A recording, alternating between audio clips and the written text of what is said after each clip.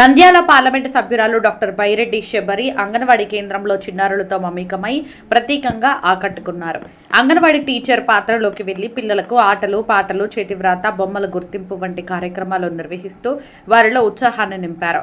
అంతేకాకుండా స్వయంగా వంట చేసి పిల్లలకు భోజనం వడ్డించి వారితో కలిసి సహాపంక్తి భోజనం చేశారు.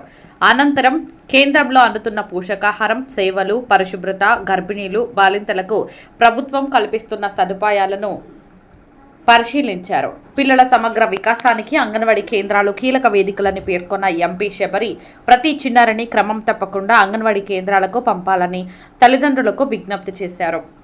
ప్రభుత్వం అందిస్తున్న పోషకాహారం, ప్రాథమిక విద్యా కార్యక్రమాలను సద్వినియోగం చేసుకుని పిల్లల భవిష్యత్తును బలోపేతం చేయాలని సూచించారు.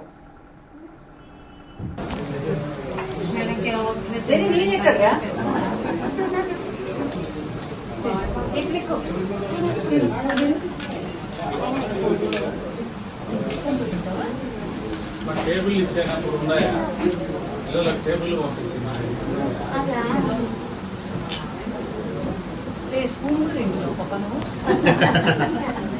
కావాలంటే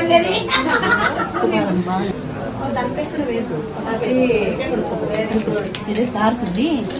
ఆయన ఫ్యాన్ వినబడుతుంది.